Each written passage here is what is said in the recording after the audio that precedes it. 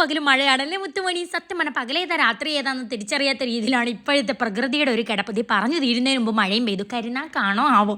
അടുക്കളക്കത് തുറന്നപ്പോൾ കിങ്ങിണി പൂജയും ഹാജർ വെച്ചു. മോർക്കുട്ട ഉറക്കം എണീറ്റിട്ട് ഈ പുതപ്പിനടി കിടന്ന് വെറുതെ സംസാരിക്കട്ടെ. ഈ പൊന്നൂസും കൂടി എഴുന്നേക്കാൻ വേണ്ടിയിട്ട് മഴയാണെങ്കിൽ ഭയങ്കര മടിയാണ്. പിന്നെ ചോറും മോരേറിയൊക്കെ ഫ്രിഡ്ജിൽ ഇരിപ്പുണ്ട്. അപ്പം ഞാൻ വിചാരിച്ചു മുട്ട പൊരിക്കാൻ. അങ്ങനെ 3-4 മുട്ട എടുത്ത് പൊട്ടിച്ച് ഒരുമിച്ച് അങ്ങ് പൊരിച്ചെടുത്തു. ഇതാകുമ്പം 4 കഷ്ണമാക്കിയാലും ഞങ്ങൾക്ക് 4 പേർക്കും ഓരോ പീസ്. അപ്പോഴാണ് അണ്ണൻ വന്ന് പറയാം, അണ്ണൻ അത്യാവശ്യമായിട്ട് തമിഴ്നാട് വരെ പോകാമെന്ന്. പിന്നെ എൻ്റെയും പൊന്നൂസിൻ്റെയും മോനുകുട്ടൻ്റെയൊക്കെ കിളി പോയി. മോനൂട്ടെ കുളിച്ചോണ്ട് നിന്ന് മോനൂട്ടെ ഓടി വന്ന് പറയുവാണ് അത്ത പോണ്ട ഞങ്ങൾ സമ്മതിക്കില്ല. തമിഴ്നാട് നമ്മുടെ പുനലൂരിനോട് ചേർന്ന് കിടക്കുവാണെങ്കിൽ അണ്ണൻ പോയിട്ട് വരാൻ രാത്രിയാവില്ലേ. പിന്നെ ഒരു സങ്കടം, ഞങ്ങൾ ഒറ്റയ്ക്കല്ലേ ഉള്ളൂ. അപ്പോൾ അണ്ണൻ പറഞ്ഞു ശരി നമുക്ക് എല്ലാവർക്കും ഒരുമിച്ച് പോകാം, നിങ്ങൾ വേഗം റെഡി ആവും. പിന്നെ നമ്മുടെ വീട്ടിൽ ജോലി ചെയ്യുന്ന വേറൊരു അണ്ണനും കൂടി ഉണ്ട് കേട്ടോ.